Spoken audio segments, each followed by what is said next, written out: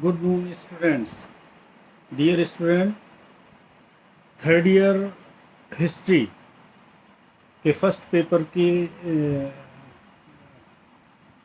प्रथम चैप्टर के विषय में जो हमने कल डिस्कशन किया था, उसी डिस्कशन को आगे बढ़ाते हुए अब हम कालीबंगा सभ्यता की जो विशेषताएं हैं, उन विशेषताओं पर प्रकाश डालने का प्रयास करेंगे। जैसा कि मैंने कल बताया था कि कालीबंगा की जो सभ्यता है, उसकी खुदाई का जो कार्य है वो अमलानंद जी ने प्रारंभ किया था 1952, और इस कार्य को 1961 से लेकर 1969 तक आगे बढ़ाया डॉक्टर लाल ने, डॉक्टर थापर ने, एमडी खरे साहब ने और केएन श्रीवास्तव तथा जैन साहब ने। इन लोगों के अथक प्रयासों के माध्यम से कालीबंगा में 5 स्तरों की खुदाई हुई, और जो पहले और द्वितीय स्तर की खुदाई में अवशेष मिले हैं हमें, वो निश्चित रूप से हड़प्पा सभ्यता से भी अधिक प्राचीन उपकरण और जो चीज़ें उपलब्ध हुई हैं, पुरातत्विक चीज़ें हमें उपलब्ध हुई हैं, वो हड़प्पा सभ्यता से भी प्राचीन सामान है, उपकरण है। इसके पश्चात तीसरे, चौथे और पांचवें स्तर से जो हमें सामग्री प्राप्त हुई है, पुरातात्विक सामग्री प्राप्त हुई है, वो पुरातात्विक सामग्री संभवतः हड़प्पा के समकालीन है। इस सभ्यता को बहुत सारे जो विद्वान हैं, उनका ये मानना है कि जो कालीबंगा था वो हड़प्पा सभ्यता की राजधानी रहा होगा। तो जो प्रमुख विशेषताएं हैं इस सभ्यता की, वो निश्चित रूप से सबसे पहली जो विशेषता है वो है इसकी प्राचीनता। जो कालीबंगा सभ्यता है वो विश्व भारत की प्राचीनतम सभ्यता मानी जाती है।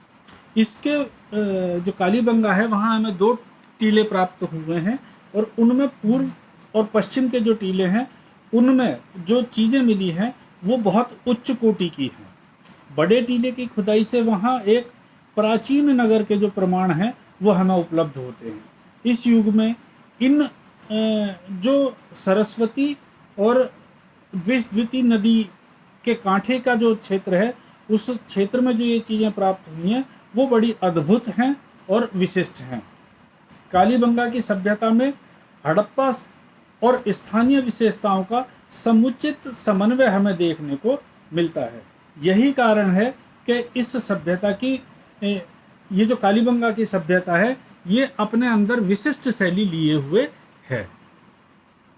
तो इस टीले के अंदर जो नगर हमें प्राप्त हुआ है, उसकी जो निर्माण योजना है वो एकदम विशिष्ट और निश्चित है। कालीबंगा के आदि ऐतिहासिक काल में एक निश्चित नगर निर्माण योजना विकसित हो चुकी थी। इस खुदाई से, इस उत्खनन कार्य से हमें ये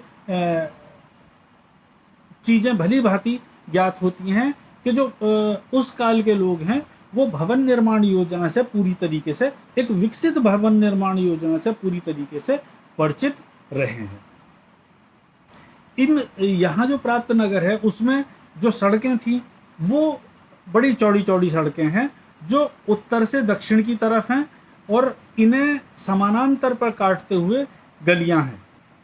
तो ये जो नगर निर्माण योजना है, इसमें नगर जो जल निकासी के जो प्रबंध है वो भी उच्च कोटि का है। इस नगर योजना के अंदर कच्चे और पक्के व्यवस्थित मकान हमें दिखाई देते हैं।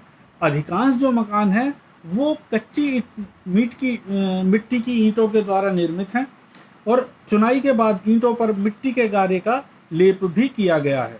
मकानों में प्रवेश द्वार के आसपास चबूतरे भी प्राप्त होते हैं।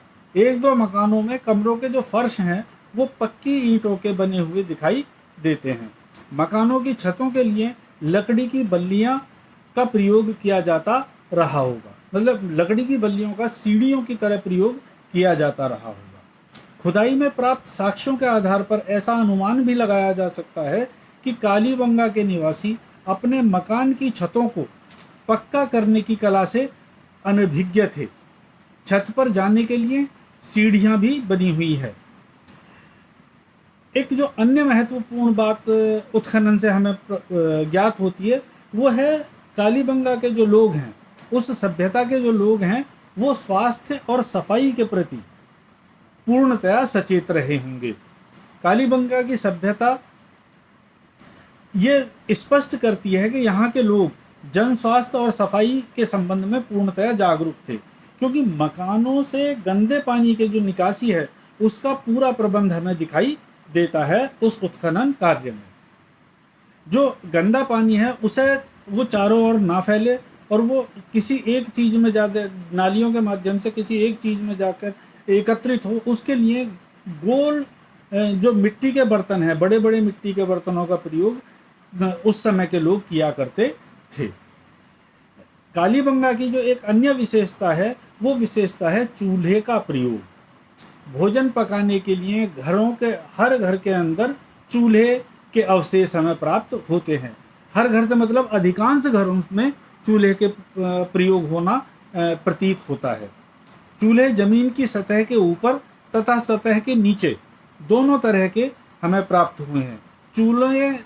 चूल्हों से धुआं निकलने के लिए उनमें विशेष प्रकार का ऊपर एक छेद बनाया जाता था, जिसके माध्यम से जो रसोई है उसमें पॉल्यूशन ना हो, प्रदूषण ना हो, उसका जो धुआं है वो धुआं ऊपर की तरफ निकल जाए, इस हेतु वो छेद का उपयोग या प्रयोग किया जाता था।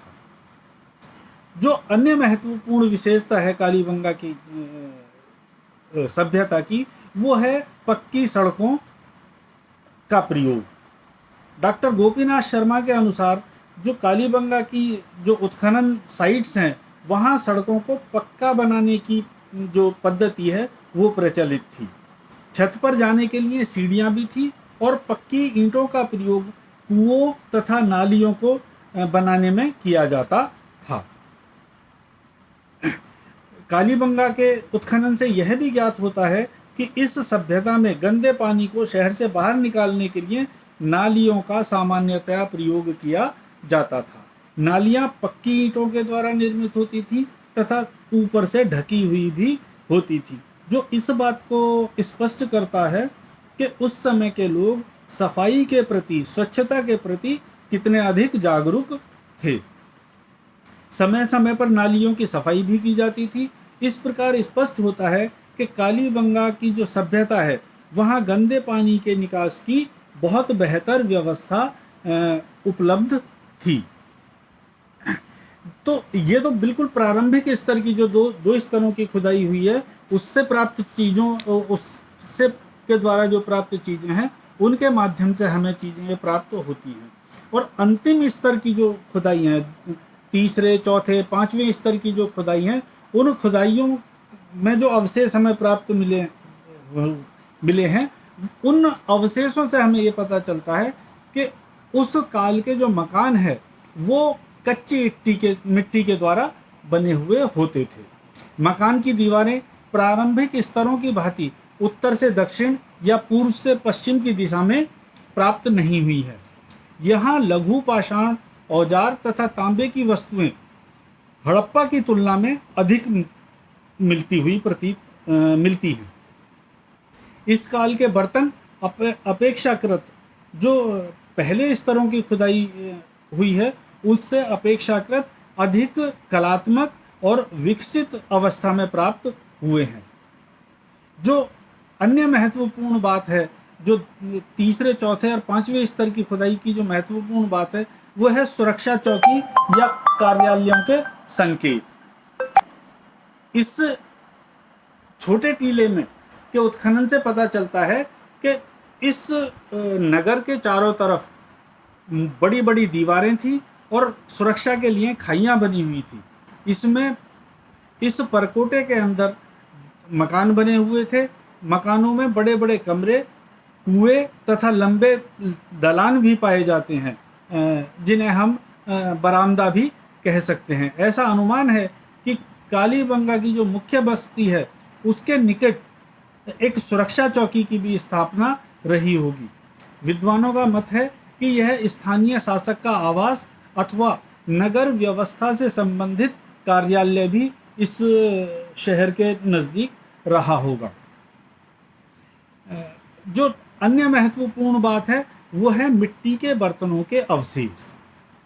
कालीबंगा की खुदाई से जो मिट्टी के बर्तन के अवशेष मिले हैं उनके आधार पर यह कहा जा सकता है कि उस काल के जो कारीगर थे वो उन्नत प्रकार की जो मृद भांड कला है उससे परिचित थे। उस काल के जो बर्तन के अवशेष मिले हैं वो काफ़ी पतले और हल्के होते थे। इन्हें निश्चित रूप से चाक पर बनाया जाता था और इन बर्तनों का जो रंग है वो सामान्यतः लाल मिलता है। कहीं कहीं काली और सफ़ेद रंग की धारियाँ भी इन पर पाई जाती थी। बर्तनों को रेखाओं के द्वारा अलंकृत किया जाता था। कुछ बर्तनों पर फूल, पत्ती, पक्षी या कुछ वृक्ष आदि की आकृतियाँ भी हमें प्राप्त होती हैं और कुछ बर्तनों पर तो मछली, कछुए, बत्तख, हिरण आदि पशुओं की आकृति भी प्राप्त होती थी। बर्तनों में घड़े, प्याले, लोटे, हंडिया, रकाबियाँ या जिन्हें गहरी प्लेट कह सकते हैं, तवे और जो पेंदे वाला कढ़ाई जिसे सामान्य तौर पर आज हम कह सकते हैं ढकी हुई कढ़ाई भी इन बर्तनों में हमें वहाँ प्राप्त हुई है। बर्तनों के अतिरिक्त जो अन्य उपकरण हमें प्राप्त होते हैं उनमें जो विशेष रूप से हैं वो हैं खिलौने, मिट्टी के खिलौने और मिट्टी की मोहरें, चूड़ियाँ, मिट्टी की मूर्तियाँ, शतरंज और चौसर की गोटियाँ, तांबे की मणियाँ और तुलाई माप तोल के लिए बाट, तांबे की चूड़ियाँ, चाकू, तांबे के औजार, आभूषण इत्यादि जो चीज़ें हैं वो हमें यहाँ प्राप्त होती हैं। कालीबंगा की खुदाई में मिट्टी से बनी हुई अनेक मूर्तियाँ प्राप्त होती हैं और इनमें जो सर्वाधिक जो उत्कृष्ट नमूना है मूर्ति का वो है सांड की मूर्ति। ये जो सांड की मूर्ति है ये बड़ी सजीव और प्रभावशाली है। इसमें एक पैर से सांड मिट्टी को खुरचता हुआ, गर्दन झुकी हुई और पूरी सुडौल आकृति की वो मूर्ति है जो बिल्कुल एकदम अद्भुत है। इसके अतिरिक्त कालीबंगा में बहुत सी मोहरें भी प्राप्त हुई हैं। जो अन्य विशेषता हमें कालीबंगा की सभ्यता में दिखाई देती है वो है वहाँ दाह संस्कार की पद्धति। कालीबंगा में जो नगर है उस नगर से लगभग 300 मीटर दूर एक कब्रगाह मिला है और उस कब्रगाह को देखने के बाद ये पता चलता है कि उस काल के लोग कब्र के अंदर शवों को सीधा लेटाते थे। कुछ गोल कब्रें मिली हैं, उन गोल कब्रों में कोई शव प्राप्त नहीं हुआ है और साथ ही शवों की राख भी प्राप्त हुई है। तो उससे पता चलता है कि जो दाह संस्कार है, दाह संस्कार भी होता था और जो कब्र है या मृत शरीर को दफनाया या दबाया भी जाता था। मिट्टी के जो जहाँ तक लिपि का सवाल है, कालीबंगा से संबंधित जहाँ तक लिपि का सवाल है तो निश्चित रूप से उसके विषय में भी ये कहा जा सकता है कि ये जो लिपि है ये अभी तक पढ़ी नहीं जा सकी है। जिस प्रकार हड़प्पा की लिपि अब नहीं पढ़ी जा सकी है उसी प्रकार कालीबंगा की जो लिपि है वो अभी तक नहीं पढ़ी जा सकी है। इसके विषय में ये विद्वान लोगों का कहना है कि खरोष्टी की तरह जिस प्रकार खरोष्टी लिपि दाईं से बाईं तरफ लिखी जाती थी, निश्चित रूप से कालीबंगा की लिपि भी उसी प्रकार लिखी जाती होगी। कालीबंगा की सभ्यता का पतन, ये सभ्यता में एक बात निश्चित है कि ये आक्रमण के द्वारा समाप्त हुई सभ्यता नहीं है, क्योंकि यहाँ पर किसी भी प्रकार के युद्ध के चिन्ह हमें प्राप्त नहीं होते हैं। ना युद्ध के उपकरण हमें प्राप्त होते हैं, ना किसी प्रकार के हथियार प्राप्त होते हैं और ना सामूहिक रूप से जो अस्थियों के अवशेष मिलना होता है, उस तरीके की भी कोई चीज़ें हमें प्राप्त नहीं हुई है। तो विद्वानों का ये मानना है कि निश्चित एक बात तो तथ्यात्मक रूप से एकदम सच है कि जो कालीबंगा की सभ्यता है उसका जो विनाश हुआ है वो निश्चित रूप से युद्ध से तो नहीं ही हुआ है। जो अन्य चीज़ें हैं उनमें प्राकृतिक आपदा में निश्चित बाढ़ का जो प्रकोप है, विद्वान लोग उसे नकारते हैं। उनका मानना है कि इस प्रकार के संकेत भी लगभग ना के बराबर प्राप्त होते हैं कि किसी अतिवृष्टि के कारण उस समय की जो सभ्यता है वो विलुप्त हुई होगी। इस प्रकार के संकेत अवश्य मिलते हैं कि जो अकाल है, अकाल के चलते यहाँ जो खाद्यान्न की समस्या पैदा हुई और उस समस्या के चलते लोग यहाँ से या तो पलायन कर गए और या ये सभ्यता विनष्ट होगी। तो इस विषय में भी निष्कर्ष रूप में हम कुछ विशेष नहीं कह सकते हैं, लेकिन ये बात तय है कि ये जो सभ्यता नष्ट हुई है वो युद्ध के माध्यम से नष्ट नहीं हुई है। तो ये था कालीबंगा की सभ्यता और उसकी विशेषताएं। धन्यवाद।